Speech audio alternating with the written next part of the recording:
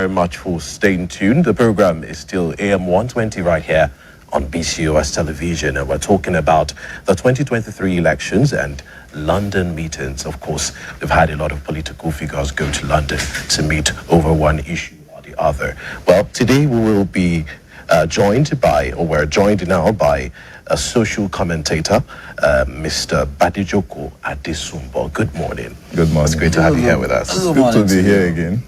Well, let's go into the heart of it. Why is Wike looking like he's central to these London meetings? Why is he looking so central to these meetings? Well, he's one of the beautiful brides for now. There are actually two of them, but he's the one at the center for now. Okay. Because it has its origin at the PDP primaries. You know, the performance that Wike put up was unprecedented. You know, it took a lot of PDP stalwarts by surprise. And, he has been able to make an image for himself, prove his mettle within the party, and proving to be a force to be reckoned with. So that's the reason why. And, initially people were thinking, okay, if he had lost out in the presidential primaries in that manner, probably they would give him the VP slot. And now, when Atiku would choose his running mates, he went to Delta State, still within the same South House zone, to pick Governor Okowa. That was the straw that really caused the whole problem, and that's what they are dealing with now. So Wike wants his pound of flesh from the PDP. Well, let us look at this man, Wike, politically and electorally. Is Wike, Nyesom Wike, the governor of Rivers State, is he actually so politically and electorally valuable even to a national presidential election? If you look at his administration in Rivers State, he's been able to consistently register his name in the consciousness of many Nigerians by using the power of the media. Even ordinary flagging of projects, Wike will put it on live TV, about 2-3 television networks. Politicize every of those events. That was how he was able to register his name in the consciousness of the people and created that image for himself, build up to the presidential primary. So when he declared his presidential ambition, the moment I begin to notice those live broadcasts, I've been telling people that this man is going to contest the PDP primaries. And as at that time, Atiku was obvious, Peter Obi was obvious, and Kwankwanso and the rest of them were obvious. But Wike has not really given anybody an hint that he will run for the presidency. But he was consistent with that move. He was consistent with that move. And when the time was right, he made the declaration. And he began his consultation up north too. He was moving around. And he, first of all, secured some governors to his side. And they began to play this power shift card within the party. Power must shift to the south. Power must shift to the south. That was the Stozu. And that was what actually determined the eventual outcome of the PDP primaries. So all this build-up made Wike electoral. Yes. That's the political side. Let's look at the electoral side. The electoral side is, go look at his elections. First term, second term. Even though the incumbent governor in 2015 was not supporting him, he was still able to emerge. Mm-hmm.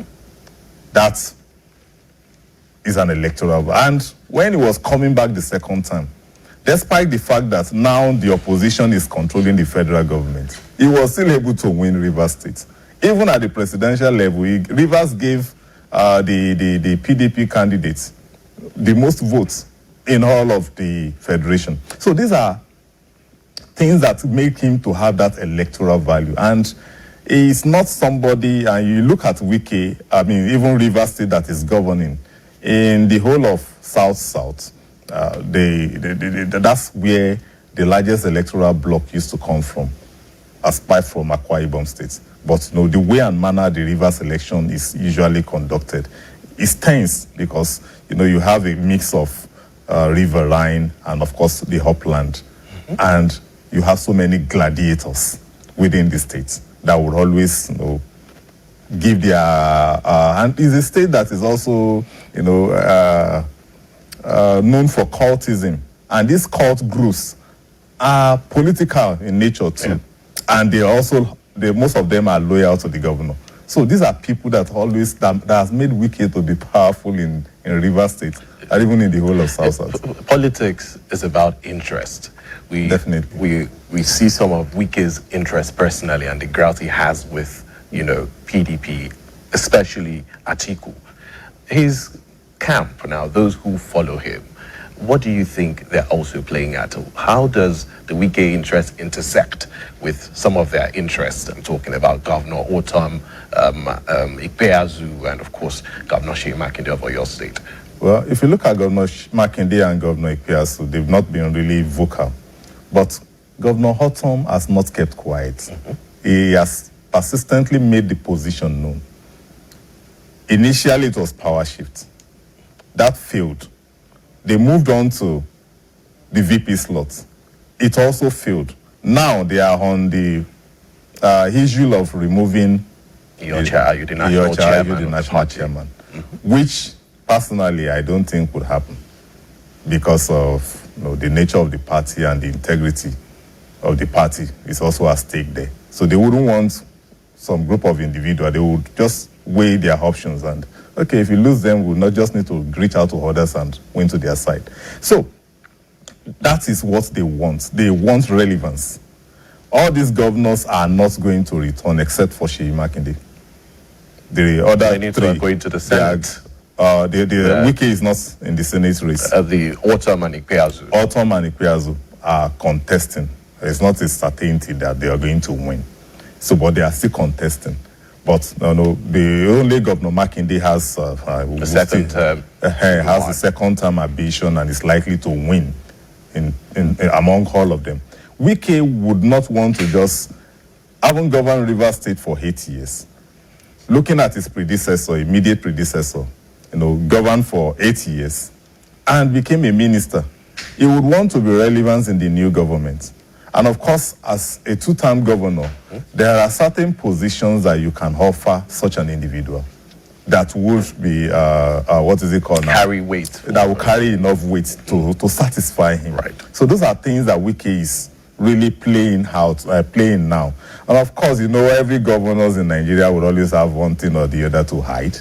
So he wouldn't want someone that will now come and expose some of those hidden things. They speak of equity, talking about the topmost leadership of PDP. They say the national chairman is from the north, the BOT chairman is from the north. Now we have the presidential candidate from the north. Isn't that a legitimate concern to you? Don't you think that's one legitimate issue to be addressed in the spirit of fairness and equity? It is. But the other camps also have some points. And what are their points? They do not have a president from the north. They've only got a candidate. Until he becomes the president after the election, that is when that issue can't really hold. What if he loses the election and you ceded the chairmanship back to the south? What becomes of, you understand? So they are trying to okay, you guys should hold on. Let's work together and win this election. Let's get the election over first before we begin to talk about this issue of removing the chairman. That's the bone of contention. Throw out one of the conditions that he said Atiku has to meet for the reconciliation to be successful. He said a signed commitment from Atiku to serve out only one term. What do you think that's about? Atiku will do that, but whether or not he will honor it is another thing entirely. This will put his pen to paper. He will do that, in as much as it will guarantee his chances in the election. He will do that. Excuse me. But whether or not he would honor it, that's another thing entirely, because this man has been in this race for quite some time. I wouldn't want to believe that he would just come do a term and now say he's satisfied. You understand? Because even 8 years is not enough for some politicians. And that's why, we had this issue of a third-term agenda back then. But I don't see Atiku, I don't believe Atiku would want to honor that, but I strongly believe he would sign anything signable to appease Wike. To appease Wike, just to get the election over. So when the election has been won, we'll now be talking about what's next. When they get to that bridge, they know how to cross. But for now, the issue that is on ground need to be settled, and that's one thing that Wike also is about. But this election is unique in a way. There is enough room for permutation and combination, consultations, negotiation, and the rest, because of the time frame between the election and the emergence of the candidacy. So and now we now have a third force in place, or even a fourth force, if I may use that word, in place, which means that it's going to be keenly contested. We're going to be having a robust debate. We're going to be having an intense campaign period. So all this would determine a lot of things. And of course, there would always be 9-minute alliance when it's going to be clear enough, when dust settles, and those who are not going anywhere will see clearly that, well, I don't stand a chance in this election. Let me just align with this man and brighten his chances. So speaking of last-minute alliances, McCarthy did call out to Peter Obi, and said it should come back to PDP. And of course, Kwakwan, so he reached out to both of them saying, you know what, come back to PDP and let's build something. Do you think that's a possibility? In politics, anything is possible. Anything is possible. So we're just going to wait to see. We'll wait. These are events of January, not events of now. Between now and January is about 5 months. And anything can change. 24 hours is too long a time in politics. There are those who advise Atiku to call the bluff of Nyesom Wike, that's the Rivers State governor, cut their losses and move forward. Do you think that's a brilliant advice? It's not. Why? You don't underrate anybody in politics. APC has that to learn in Osun. So you don't just look down on anybody. You mend fences. If you don't do that, that will be your albatross. Because you just have to understand the importance of every individual within the party structure. Because especially a big wig like Governor Wike, who is not alone. If he had been alone, we can be saying that. But he has Governor Otom, for crying out loud. That's an important person in the North Central region. He has Governor Ikpeasu. He has Governor Makinde in the Southwest. So it's not alone. When you have people with that kind of individual behind him, you don't just overlook them, or let me say, what's it called now? Shun them aside. Shun them aside. You'll be shooting yourself in the leg. Now, this presidential primaries of the PDP held 3 months ago precisely. And this fallout, we've been at it for 3 months or thereabout now. Immediately after those presidential primaries held, do you think Atiku mismanaged, the fallouts? Did you think he particularly mismanaged Wike? Because we saw him visit Tambuwal, hailing him, eulogizing him, but we didn't see much of that regarding the Wike side. Yeah, we're starting from the rear. He holds Tambuwal that much. Because without his stepping down, Wike would have won the primaries. Now, back to the first part. He actually mismanaged Wike. Because, Atiku traveled out to Dubai when all these things began, when all the hula baloo within the party started. He was not in the country. It was his allies that were moving around trying to... And Wike must have felt insulted at that point. Why is he sending people to me? We are both aspirants in the race. What is he trying to prove? You understand? And that was where he got it wrong. If you flip over to what happened in the APC, within 48 hours, Bola Tinubu had visited all his major contenders and reached an understanding with them, to the extent that even immediately some of them were collapsing their structure into his own. Some of them were donating their campaign offices to him. Atiku did not do that with Wike. And that's a very, is a fundamental issue ahead of a major election like 2023 when it's an open thing because the incumbent will not be on ballot. So it's an open election for anybody that will get his acts right. And for an experienced politician like Atiku Abubakar, not to understand all these things, then it really goes a long way in telling us the kind of person he is. But you do pardon me. And the other side is this. Is Wike overreaching himself? I don't believe so. There's a height you get to. Is he invaluable? No. He is now. Within the PDP, he is. And of course, other oppositions are looking at him. And that's why you find the other statesmen like the former president Obasanjo, Abdulsalami, General Babangida, trying to broker a deal between himself and people they have interest in. Because they know that as far as the South is concerned, why is Wike? I told you, some cause groups within the South region are loyal to him.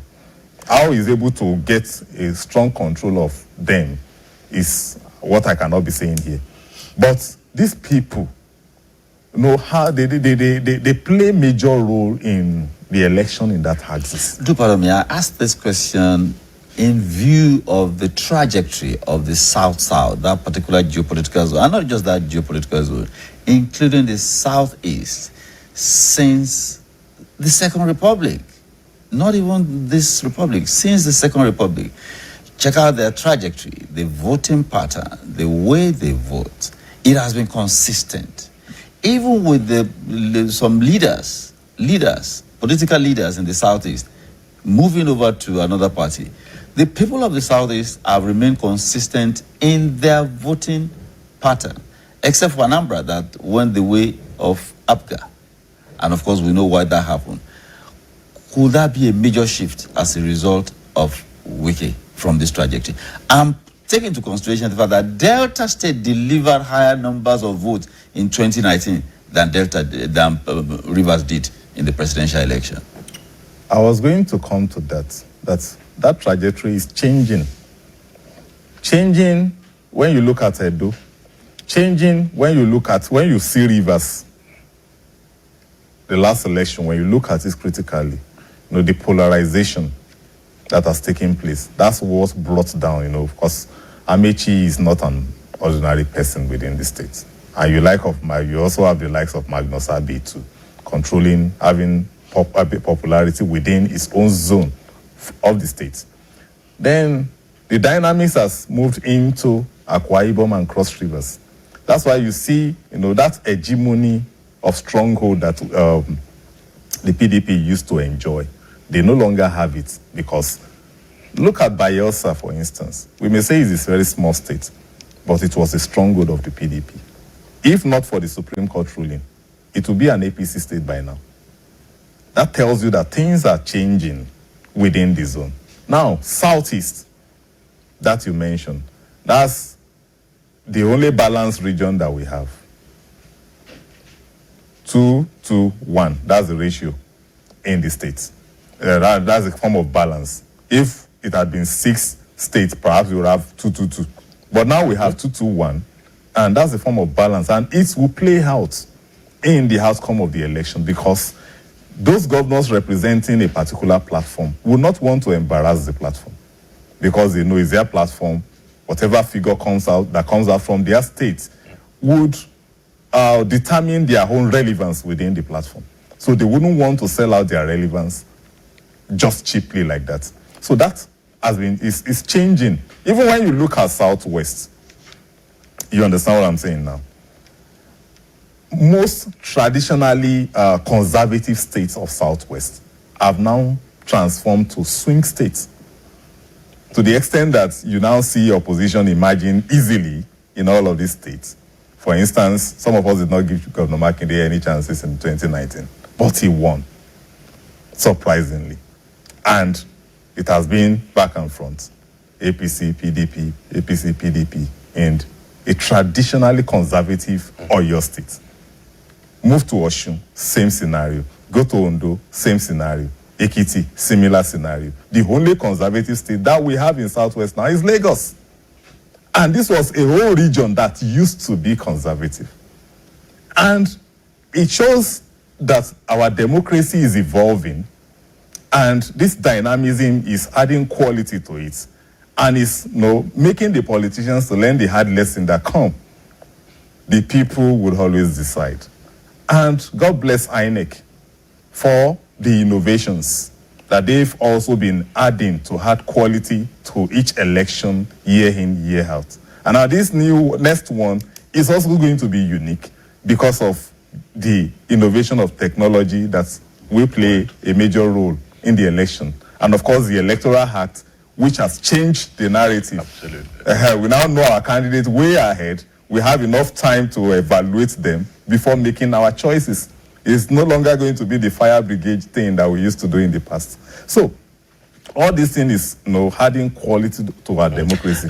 Let's look at the perceived united front the APC seems to have now. As a matter of fact, there will be a strategic meeting of the APC stakeholders, the presidential aspirants now, Shibajo, Amaechi, all of them. They're supposed to meet today, to discuss how to move their party forward. Now, when you put that against the disquiet in the PDP, what do you see? Well, the APC is aware of one thing, the PDP and the OB evolution.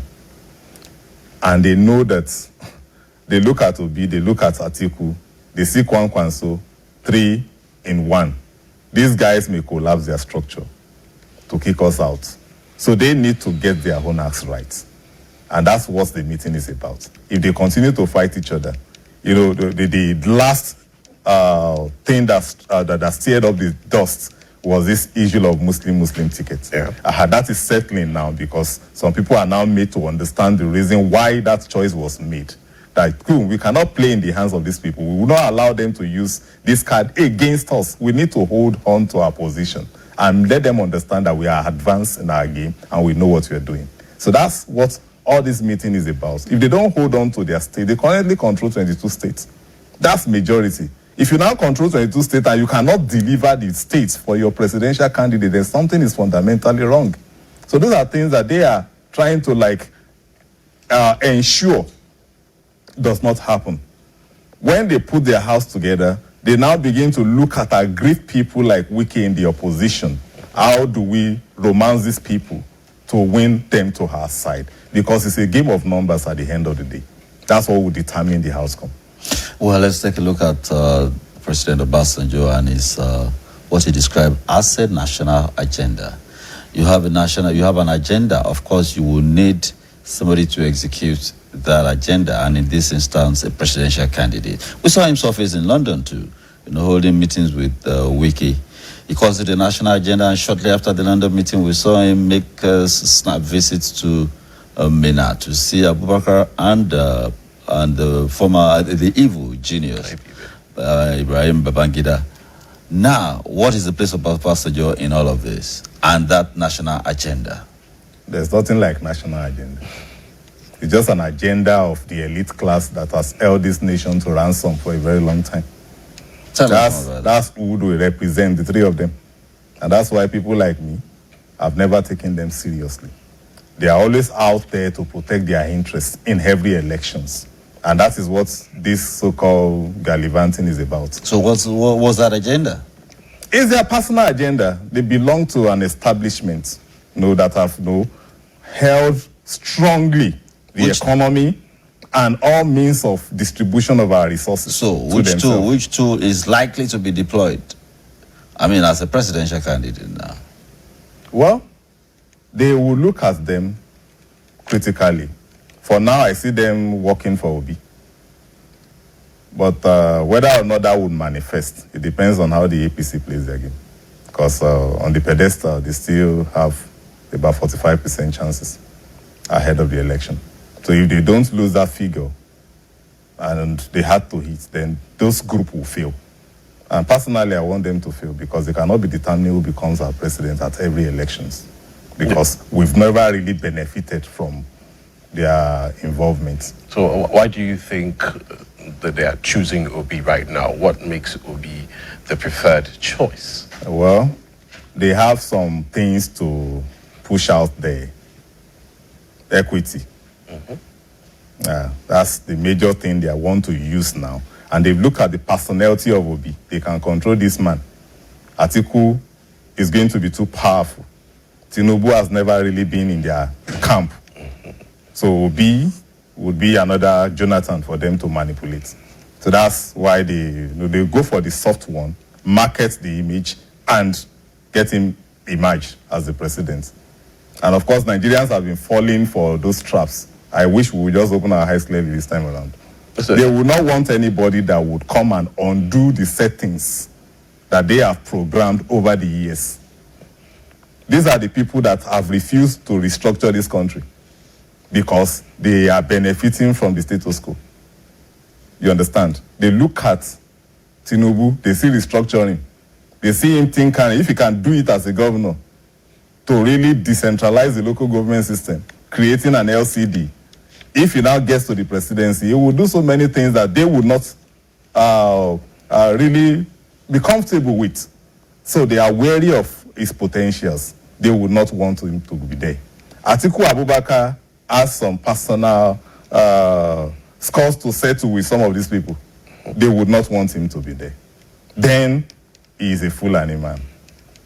They don't want to institutionalize the Fulani hegemony over the country. Is Atiku actually a Fulani man? That is undisputable. Undisputable? Yeah, it is. So do you if you look at it from the fact that it's from Adamawa still well, I would say that Adamawa has the largest ethnic group in Adamawa is still the Fulanis. Do you see the possibility of the long shot candidate being Peter Obi emerging by, something happening along the line? Well, that depends on Nigerians. They are the ones that will do the voting, not some individuals. I mean, when you look at the growing popularity that the obedient movement is having, now having some key political figures, throwing their weight behind him and ensuring that some things do give. What do you perceive of that? For now, I still see that movement as an illusion, a mirage, something that is not real, because it's still virtual. Yeah, they are trying to do some skirmish on ground, but look, I look at this whole thing like I used to tell people. It's concentrated around the city centers. In the city, the elites are the landlords there. Half of them don't vote at elections. Some will be observing, some will somehow be involved in the whole procedure of serving as officials. Some will be in the studio like you and I, analyzing the whole thing, while some will simply be watching. Only few that have interest amongst them do go out to vote. What could Wike possibly do for an Obi presidency? Because we're told Obasanjo led Peter Obi to the meeting with Wike. What could possibly come out of that? Well, it will strengthen at least it will give him some grand base, which he does not have for now. If Wike goes and align with him, it will give Obi some grand base, which he doesn't have for now. Then that means he now has a starting point to begin to spread from. But the timing between now and the election is what may not be sufficient enough. You still have 6 months. Yes, 6 months, but some people are holding those territory he intends to conquer firmly now. So you'll have to do some battle to really dislodge them in those areas. We are talking about 8,080 wards, about 200,000 polling units. We are talking about you having die-hard followers in all of these places. And into the mix, how many people vote? How many people are registered to vote? What is Nigeria's median age? And what is the possibility, in view of what is happening in this country now, and the projections for the future based on that, could we have an intervention by that critical mass, the youths? Not an explosive intervention. That is what Obi is trying to do. But The reality of it is that the entire chunk cannot go for him alone. Because within that chunk are children of these other groups. There are people on the payrolls of these other groups, friends and allies of the children of these other groups. So it's going to be divided. Now, if he is now leveraging his movement on that chunk alone and not focusing on the other mass, The traditional voters, then there's a problem, because he would only get 1/3 of that chunk to himself, and the 2/3 will also be shared to this and added to their own traditional mass, which will amount to defeat in the end of the day. No, so one of myself and somebody were there. I said, well, I've pegged 5 million plus for Peter Obi for now. If the election holds today, that's the figure he will get. But whatever he is able to do between now and February will determine whether the figure will go up or stay where it is. And the person said, how am I so sure? I said, come. Election go, even in the United States, structures matter. That is why, even though in their law, they have room for independent candidature, even though the Democrat and the Republican are not the only political parties that field candidates at the elections, we've never seen a third person emerging apart from the Democrats and the Republican. Let's assess Governor Wike's rhetoric. And of course, recently he said he's going to unmask presidential candidates dishing out fake promises. What do you think that is about? Who is it possibly referring to here? I see that as gimmicks and another punch or jibe towards Atiku Abubakar, just to make him fall in line. But Wike has the PDP DNA. No doubt about that. He holds the party dearly. He was there when the party was struggling. So I personally feel for him. You understand? So, and I understand the reason why he's doing what he's doing now. He has every right to do it, to behave the way he's. I would do the same thing. You understand? He was there. Atiku was nowhere when Wike, was holding the party, holding it together, ensuring that this party structure does not collapse. And then I haven't done all of that. Somebody just emerged from wherever to now clinch the tickets. Oh, it's a big punch on his face, not even a slap. It was a contest, won fair and square, whether dollarized or articulated. There was no contest about who won or whatever. How is a different matter. And as a party man, you held the pillars together. You didn't allow the party to fall apart from 2015 to 2019. We saw a similar scenario, almost a similar scenario in Port Harcourt when he was supporting Tambuwal until the generals intervened for Atiku. But is this the way to go about it? And at the end of the day, will the party not come out badly bruised? Can those fences be mended? It can still be mended. But if they fail to mend it, they have defeated themselves. Play back to 2019. Wike supported Tambuwal because, he wanted a younger person so that they can play the age card against the incumbent. He had his way at some point. He wanted the convention to hold in Port Harcourt and nowhere else. And they took the convention to Port Harcourt. You understand? So what he did for Tambuwal then, he expected Tambuwal to pay back. But of course, the northern caucus within the party had other agenda. To them, they feel, within the PDP arrangements, the North has only ruled for 2 years, which is a valid argument. You give it to them.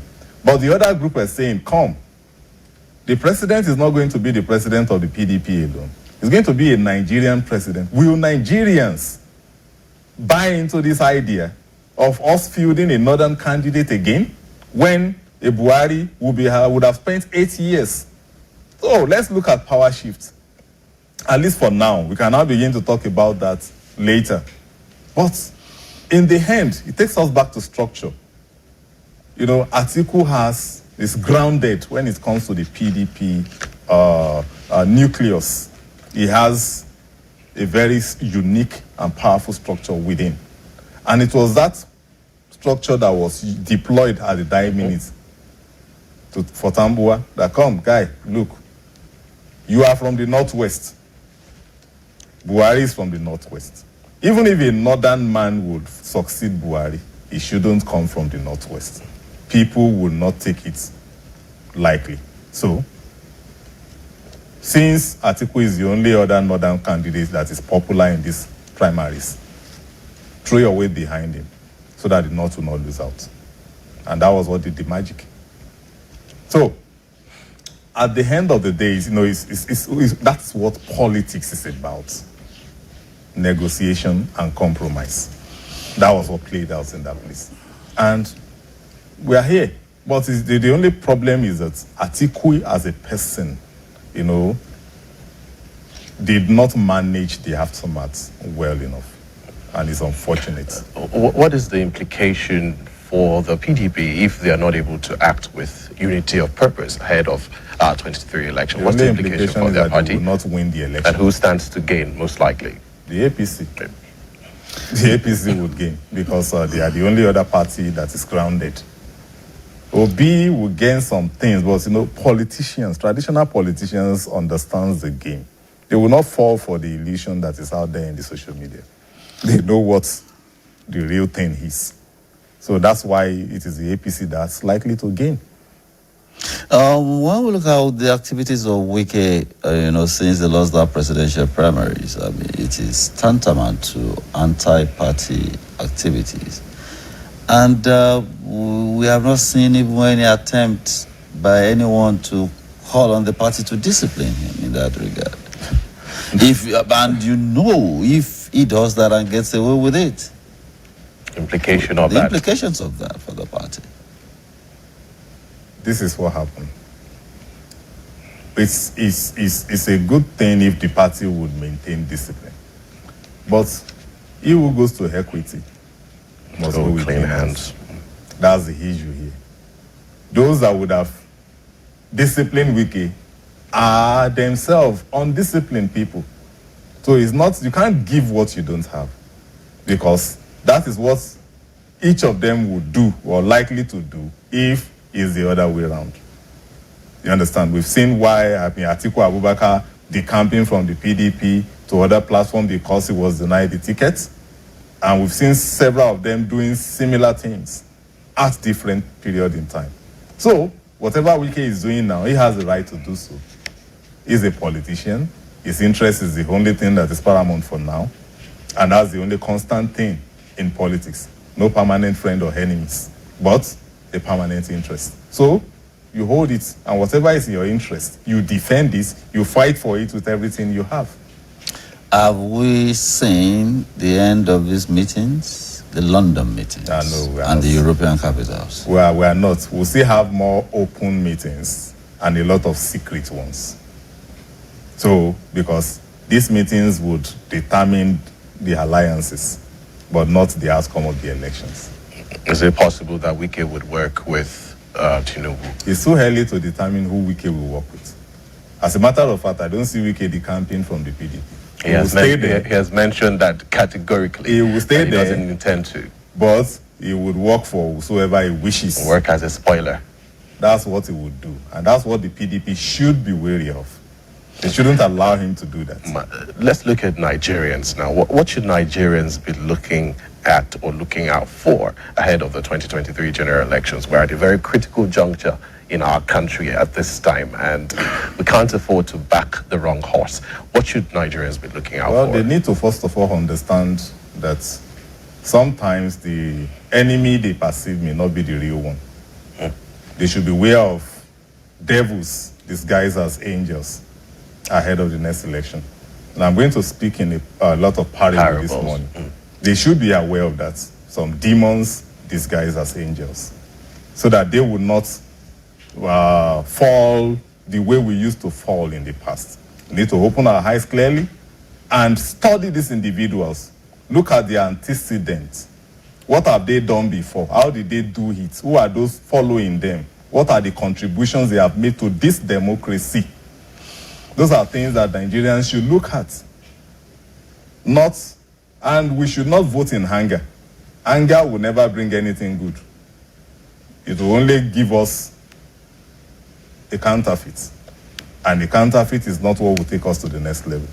Because things are so messed up right now. We need somebody who is a dynamic radical, a revolutionary, someone who will be able to make difficult decisions in the midst of opposition, in as much as he believes that is the best thing to do. That is the kind of president we need in 2023. And I wish Nigerians would just calm down and make the right choice. We've spoken about a candidate that can unify the country. And of course, there were secessionist calls in the past, which seems to have died down a little bit. Has it died down? It seems to have reduced to a certain degree. Okay. To a certain degree, it does seem like it has reduced. What do you think the Southeast is playing at now? Because that's something that is desired mostly. There were a lot of calls about zoning it to the Southeast. For a Southeast presidency, how soon does it look like it's going to happen? And what is the Southeast? Where are they pitching their tent? That would happen when they are united in their cause. A house divided against itself can never stand. That has always been the bane of the Southeast region.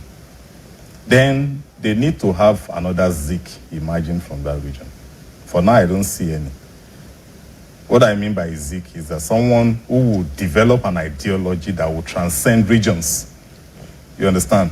But they've been playing the ethnic card, and that will be a declaration of war on the other side, and they would fight it. And if this thing is a game of numbers, they would always play the second class. So that's where I don't see that possibility. It's still very slim. Until we have that somebody with a nationalistic posture, with a vision that people would see clearly. Vision is not something that can be hidden. Awolowo's vision was not hidden. It was seen clearly, and he puts it out there. Likewise, Zik. As we wrap up, do you think that these secessionist calls will die down if Atiku emerges, considering that Okowa is his deputy, and there seems to be an outspoken, unwritten agreement now that he's going to cede power to the Southeast? Quickly, as we wrap up. The secessionist calls were a product of one thing: bad governance. Once we have quality governance, people will not care who the person is, where he comes from, the religion he practices, or whatever bias that we used to look at now. Once we have good governance, when I mean good governance, fixed power, let there be access road, create an enabling environment for the economy to thrive, jobs would naturally be created. People will be empowered even without relying on government. And they will forget about all these sentiments. Well. It's a wrap on AM 120 this morning. Mr. Badejugo Adesimo, we do thank you for your insightful contribution. Thank you very much. To the program this morning. Well, it's a wrap. Thank you so much for joining us. Bye for now. Well, join us on Friday. Enjoy the rest of your day.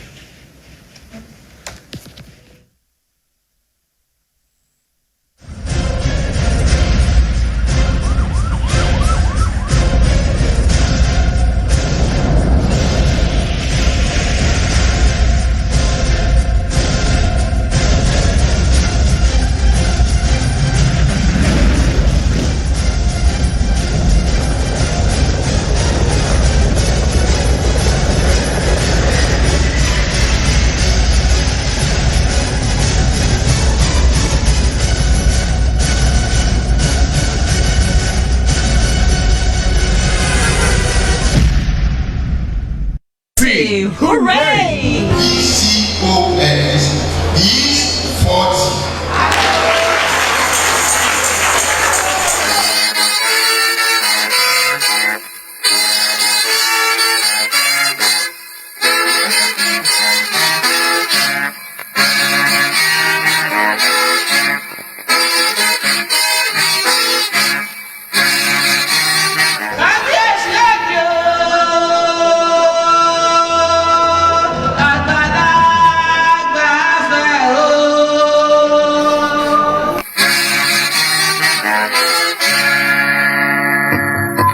There is no greater job as being a mother than any other job on earth. The woman is the mother of the mother. The woman is also the mother of the peacemaker. They must learn to say no to evil. Be involved in raising your children. I'm so concerned that a lot of the children, our children in Nigeria, do not have access to good quality education. Their parents simply cannot afford it. Good parenting is vital to nation building.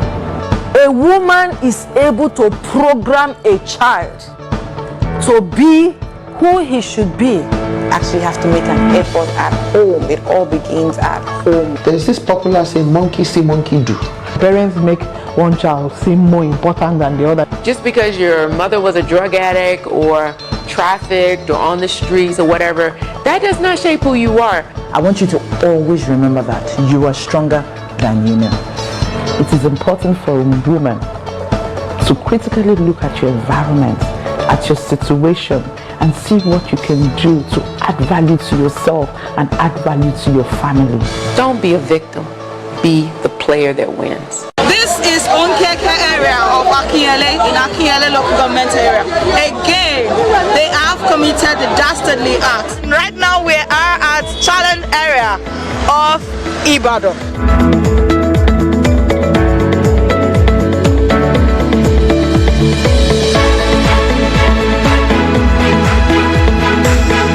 When we talk about crimes and security in our society, three concepts are involved. We talk about the victim, the crime committed, and the perpetrator. You can always trust us on BCOS television to always bring to you issues, in-depth analysis, always talking about security, crimes, and criminalities. Shadi Shaye Ojo, BCOS News. With a special place in history, this tiny edifice to attract more tourists and in return to generate more revenue for the government.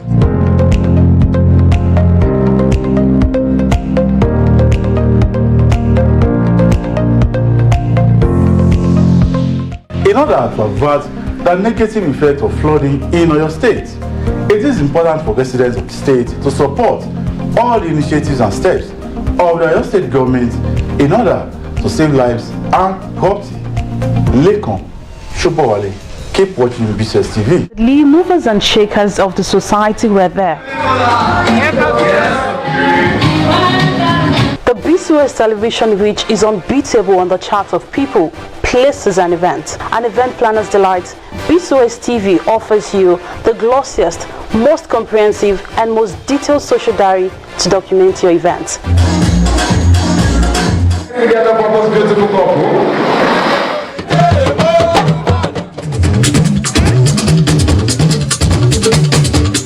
Never miss the icing on the cake. I am Bimsola Adebayo. Keep watching BCOS TV.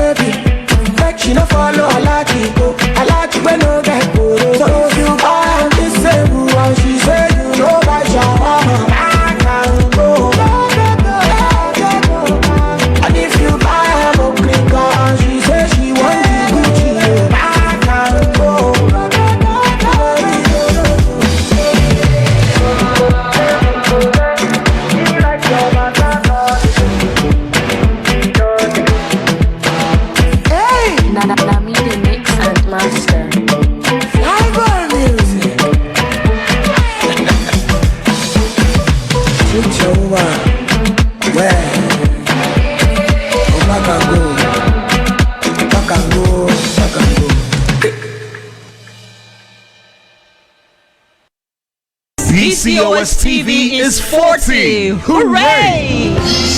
BCOS is 40.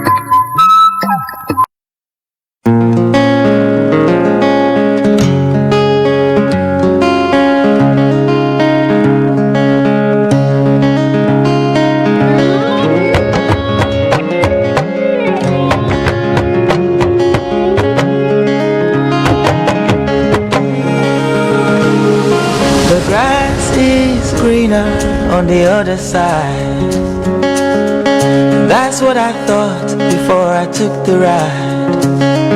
I burned my bridges so I never look back.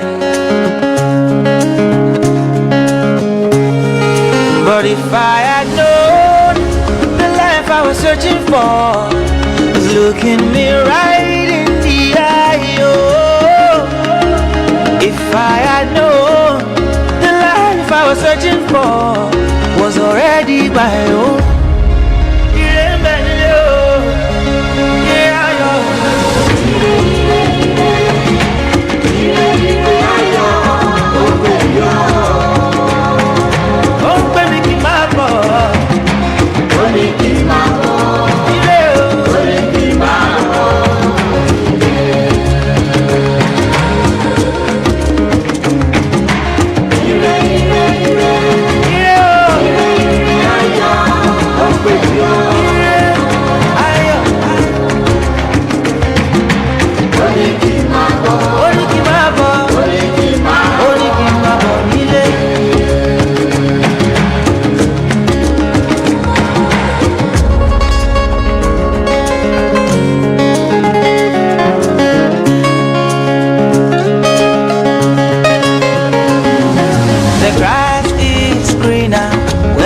At the ground, that's what I found when I took the ride.